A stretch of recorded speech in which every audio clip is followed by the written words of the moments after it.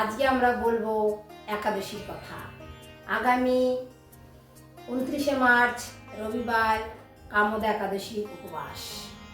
তো এই উপবাস আমরা কেন করব এবং কিভাবে করব তা আমি আপনাদেরকে বলবো। এই উপবাসের ব্রত কথা, এই উপবাসের ব্রত কথা হচ্ছে যুধিষ্ঠির এবং কৃষ্ণের কথোপকথনে। যুধিষ্ঠির বলছে চৈত্র মাসের শুক্লপক্ষের একাদশী কেমন একাদশী? ভগবান বলছে শ্রীকৃষ্ণ, আরে যুধিষ্ঠির, চৈত্র মাসের শুক্লপক্ষের একাদশীর বড়ই মাহাত্ম্য। চৈত্র মাসের শুক্লপক্ষের একাদশীর নাম হচ্ছে কামোদা একাদশী। এই একাদশীর মাহাত্ম্য কথা বলেছিল বশিষ্ঠ মুনি সগররাজ বংশীয় রাজা দিলীপকে। দিলীপ রাজা তার পূর্বপুরুষদের উদ্ধারের জন্য বহু চেষ্টায় ছিলেন, তাই তার এই উৎকণ্ঠা আগ্রহ এত ছিল যে বশিষ্ঠ মুনি একদিন দিলীপ রাজাকে বলেছিল চৈত্র মাসের শুক্লপক্ষের কামোদা একাদশীর উপবাস করলে কি ফল লাভ হয়। তো আমাদের পৃথিবীর নিম্ন স্তরে আছে নাগলোক। ওখানে নাগলোকে বাস করত এক রাজা পুণ্ডরিক বলে, এবং ওইখানে দুজন গন্ধর্ব ছিল, ললিতা এবং ললিত বলে। তারা স্বর্গীয় অপ্সরা গন্ধর্ব। তারা দুইজন নাগলোকে স্বামী স্ত্রী হিসেবে বসবাস করত। কিন্তু এ ললিতের কণ্ঠস্বর খুব সুমধুর ছিল, তার গান বাজনা শুনতে মানুষ খুব আকৃষ্ট হয়ে যেত। তো রাজা পুণ্ডরিক, নাগলোকের অধিবাসী রাজা পুণ্ডরিক ললিতকে ওনার সভায় আমন্ত্রণ করল নৃত্য গীত করার জন্য। তো যখন নৃত্য গীত করছিল তখন ললিতের মন ললিতার কথা মনে পড়ে গিয়েছিল এবং তার জন্য ওনার মনটা চাঞ্চল্য হয়ে গিয়েছিল। আর রাজার সভায় নৃত্য গীতে তাল ভঙ্গ হচ্ছিল। এই কথা একজন সহচর গিয়ে রাজা পুণ্ডরিককে বলে দিলেন। তখন পুণ্ডরিক তাকে ডাকলেন এবং নাগলোকের রাজা পুণ্ডরিক খুব সহজেই তার চিন্তা শক্তি দ্বারা জানতে পারলেন যে ললিত নৃত্য করার সময় ললিতার কথা ভাবছিল, ললিতার প্রেমে বিলীন হয়ে গিয়েছিল। যার জন্য রাজা পুণ্ডরিক তাকে অভিশাপ করল, তুমি আমার সেবা করতে এসে তুমি ঘরে স্ত্রীর কথা ভাবছ, পাপিষ্ঠ, তুমি এক্ষুনি রাক্ষস দেহ ধারণ করো। তো তৎক্ষণাৎ সঙ্গে সঙ্গে গন্ধর্ব ললিত আস্তে আস্তে বড় রাক্ষসের রূপ ধারণ করল। 10 যোজন হলো তার দেহ আর হাত প্রসারিত, ঊর্ধ্বে হলো 8 যোজন, এত বড় দেহ। মুখ হলো তার বড় গুম্ফার, পাহাড়ের গুম্ফার মতো। এরকম দেহ নিয়ে ললিত যন্ত্রণায় অস্থির, কোথায় যাবে, জঙ্গলে জঙ্গলে হাঁটছিল। এদিকে ললিতা তার স্বামীর এই দুরবস্থার কথা শুনলো এবং ছুটে আসলো, আর স্বামীর সঙ্গ সে ছাড়লো না। সেও তার স্বামীর পিছন পিছন চলতে লাগলো এবং চিন্তায় ভাবনায় অস্থির হতে লাগলো, হে ভগবান, কি করে আমার স্বামীর মুক্তি হবে। এমনভাবে চলতে চলতে দীর্ঘকাল চলার পরে একটা পাহাড়ের গুহার নিচে কিছু মুনি ঋষিরা পাদদেশে তারা সেখানে বাস করত। সেখানে এসে উপস্থিত হলো ললিতা। তো ললিতাকে দেখে মুনি ঋষিরা বলল, কে মা তুমি? আমি গন্ধর্বরাজ বীরধন্যা গন্ধর্বের পুত্রী। কেন এই রাস্তায় একা চলছো এই জঙ্গলে?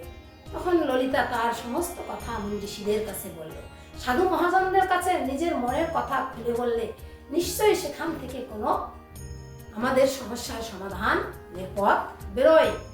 তো তখন মুনি ঋষিরা ললিতাকে বলল, ললিতা, তোমার স্বামীর মুক্তির একটাই পথ আছে, সেটা হচ্ছে এই আগামী চৈত্র মাসের শুক্লপক্ষের যে কামোদা ব্রত আছে, উপবাস একাদশী, এই একাদশী ব্রতের উপবাস করলে তুমি এবং সেই ফল যদি তুমি দান করো তোমার স্বামীর জন্য, তো তোমার স্বামী মুক্তি লাভ করতে পারে। তো তারপরে ললিতা সে সেই চৈত্র মাসের কামদা একাদশীর উপবাসের জন্য অপেক্ষা করেছিল এবং সেটা একদিন আসলো। আসার পরে সে উপবাস করলো। উপবাস করার পরে পরের দিন সে ভগবানকে বলল, হে ভগবান, আমার এই উপবাসের যদি কোনো ফল থাকে তো আমার স্বামীকে সেই ফল আমি দান করতে চাই এবং তার পাপ মুক্তি করে দেওয়া হোক। তো তাই বলার সঙ্গে সঙ্গে তার স্বামী ধীরে ধীরে তার সেই রাক্ষস রূপের পিশাচ দেহ থেকে গন্ধর্ব দেহে ফিরে আসলো এবং ললিতা এবং ললিত দুজনে মিশে তাদের গন্ধর্ব লোকের থেকে তাদের পুষ্প বিমান এলো, তারা গন্ধর্ব লোকে চলে গেল। তো এই উপবাস করলে, এই একাদশীর উপবাস করলে আমরা আমাদের পিতৃপুরুষ, শাস্ত্র বলেছে আমাদের পিতৃপুরুষ এবং আমাদের নিজস্ব কেউ প্রিয়জন, আপনজন, কারো যদি আমরা মুক্তি চাই, যে কারো অপমৃত্যু হয়েছে, কেউ অধোগতি হয়েছিল, তারপরে তার মৃত্যু হয়েছে, কি আমার বাবা মায়ের কাজ আমি করেছি কিন্তু আদৌ তারা এখনো স্বপ্নে আসে, তাদের উদ্ধার হয়েছে কি না, এরকম যদি আমাদের ভাবনা চিন্তা থাকে, তো আমরা এই উপবাস এই কামদা একাদশীর উপবাস করতে পারি এবং করার পরে আমরা ভগবানের কাছে বলতে পারি, ভগবান, আমার উপবাসের যদি কোনো ফল থাকে তো আমার পিতৃপুরুষদেরকে এই ফল দান করে তাদের সেই মৃত্যু লোকের থেকে উদ্ধার করো, কি তাদের পতিত জনি থেকে তাদের উদ্ধার করো। তো এখন আমরা এই একটা উপবাস করলে আমাদের যদি এত বড় লাভ হয় তো আমরা কেন করব না? তো এই উপবাসের সম্পূর্ণ ফল আমাদের পেতে গেলে আমাদের কি করতে হবে? শাস্ত্র বলেছে উপবাসের সম্পূর্ণ ফল যদি আমরা পেতে চাই তাহলে আমাদের দশমীর দিনে কিছু নিয়ম পালন করতে হবে। যেমন আমরা যারা আমিষাহারী আছি তাদের জন্য লবণ, মানে সাদা লবণটা আমাদের ত্যাগ দিতে হবে এবং শাক সবজি, যেটা শাক সবজির মধ্যে পড়বে শাক, মৎস্য, মুসুর, ছোলার ডাল, মাখ, শিম, মধু, কেদো, নারী সম্ভাষণ, দ্বিভোজন, পরান্ন গ্রহণ, কাংসপত্রে ভোজন, লাউ, নিম, জামির, তাম্বুল পান, বেগুনাদি ভক্ষণ, অত্যন্ত ভোজন ও জলপান, অত্যন্ত জলপানও নিষিদ্ধ। এটা দশমীর নিয়ম। দশমীর নিয়মের পরের দিন দ্বাদশীতেও একই নিয়ম আমাদের পালন করতে হবে। পরান্নে ভোজন করা যাবে না, কাংস পাত্রে ভোজন করা যাবে না, লাউ খাওয়া যাবে না, নিম খাওয়া যাবে না, নারী সম্ভাষণ করা যাবে না। তো এবং দশমীর দিন রাতে আমরা রাত্রিতে আর ভোজন করব না, আমাদের সন্ধ্যা কালের আগে আমাদের ভোজন সেরে নিতে হবে। রাত্রিতে কিছু ফল জল আহার করা যেতে পারে, দুধ, ফল ইত্যাদি।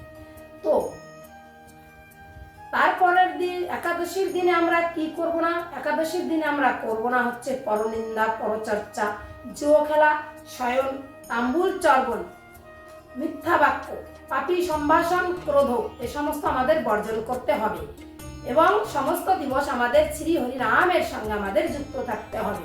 যদি আমরা কোথাও ভাগবত, মহাভারত কিছু আমাদের পাশে হয়তো আমরা শুনতে পারি এবং মোবাইল আছে আমাদের আজকালের বহুত সঙ্গী, যেখানে অনেক উন্নত মানের আচার্যরা বিভিন্ন রকমের ভাগবতীয় কথা বলে রাখছে, আমরা তাও শুনতে পারি।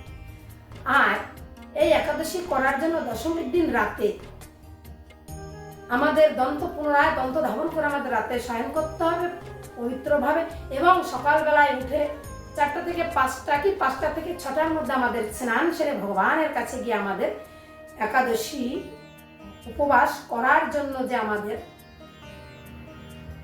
মন্ত্র, ওটা আমাদের করতে হবে, যেটা হচ্ছে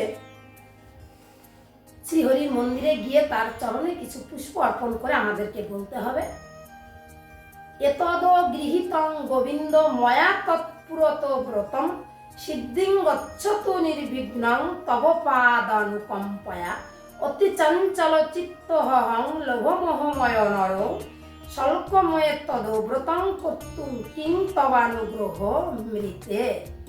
বলছে, হে গোবিন্দ, আমি আপনার সাক্ষাতে এই একাদশী ব্রত গ্রহণ করিতেছি, আপনার কৃপায় তাহা যেন নির্বিঘ্নে সিদ্ধ হয়। আমি অতি চঞ্চল চিত্ত লোভমোহযুক্ত প্রাণী, আপনার কৃপা ভিন্ন এই ব্রত পালনে সমর্থ হইব না। এই কথা আমাদের বলতে হবে উপবাসের দিন সকালে। তারপরে সারাদিন উপবাস করে উপবাসে আপনারা অক্ষম, যারা অক্ষম আর সক্ষম কি আজ কলিকালের যুগের মানুষ সারাদিন অনাহারে থেকে গরমের সময় পারা অসম্ভব আছে, তার জন্য কিছু ভোজন বিধি আছে, ওটা আমার বক্তব্যের শেষে আপনারা ভিডিওতে দেখে নেবেন। সারাদিন ফল, দুধ, জল ইত্যাদি আপনারা খেতে পারবেন, তার সঙ্গে সাবু দিয়ে সুন্দর একটা খাদ্য তৈরি করে খাওয়া যেতে পারে, সেটা দেখানো হবে রেসিপিটা। তো একাদশীর পরের দিন পালন থাকবে সোমবারে 30শে মার্চ পালন থাকবে আমাদের 7:38 মধ্যে। তো এই 7:38 আগে ভগবানের কাছে গিয়ে আমাদের আবার ব্রত উপবাসের সমর্পণ মন্ত্র করতে হবে। অজ্ঞানতিমিরান্ধস্য ব্রত নানেন কেশব প্রসিদসু মুখনাথ জ্ঞান দৃষ্টি প্রদভব। দ্বিতীয় মন্ত্র পারণ মন্ত্র, সেটা হচ্ছে তব প্রসাদ শিকারং কীর্তন যৎপারণং ময়া ব্রত নানেন সন্তুষ্ট স্তুতিং ভক্তিং প্রযচ্ছ মে। বলছে, হে নাথ, আপনার প্রসাদ গ্রহণ দ্বারা আমি ব্রতের পালন করিতেছি, এই ব্রত দ্বারা আপনি প্রসন্ন হইয়া স্বস্তি ও ভক্তি আমাকে প্রদান করুন।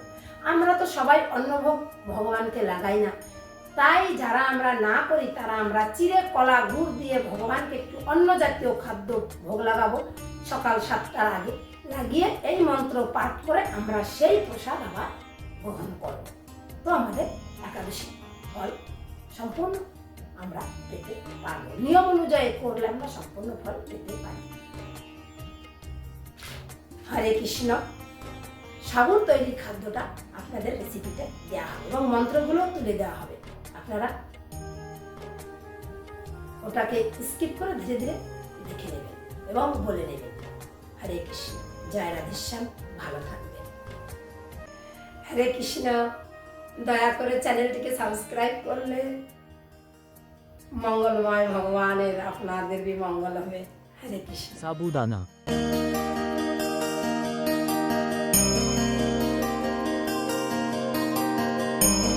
এটি 2 থেকে 3 বার ভালো করে ধুয়ে নিন।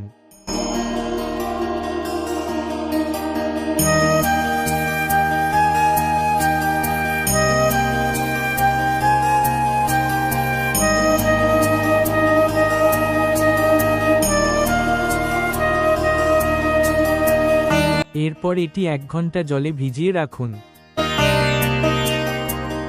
ভেজানো সাবুদানা, নারকেল ছোট ছোট টুকরো করে কেটে নিন। কিছু চীনা বাদাম নিন। শুধুমাত্র রিফাইন্ড সানফ্লাওয়ার অয়েল, সূর্যমুখীর তেল ব্যবহার করুন, অন্য কোনো তেল নয়। পেঁপে এবং আলু ছোট ছোট টুকরো করে কেটে নিন।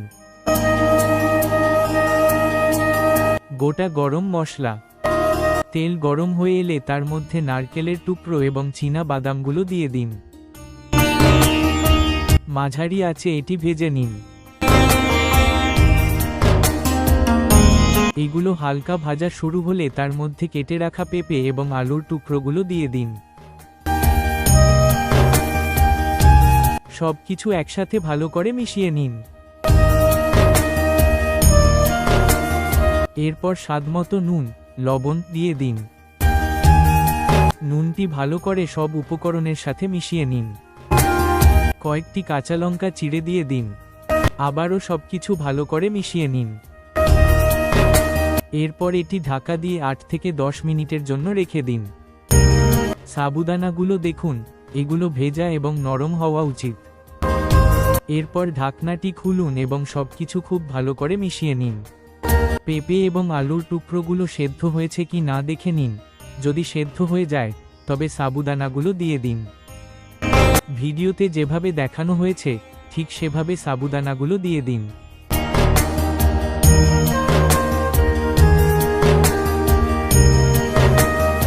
সবকিছুর সাথে সাবুদানাগুলো খুব ভালো করে মিশিয়ে নিন।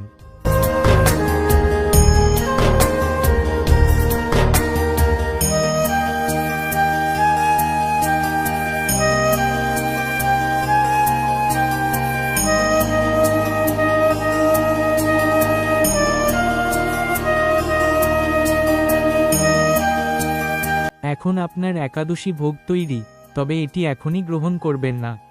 প্রথমে ভগবানকে নিবেদন করুন, তবেই এটি প্রসাদে পরিণত হবে এবং আপনি তা গ্রহণ করতে পারবেন। হরে কৃষ্ণ, জয় রাধে শ্যাম।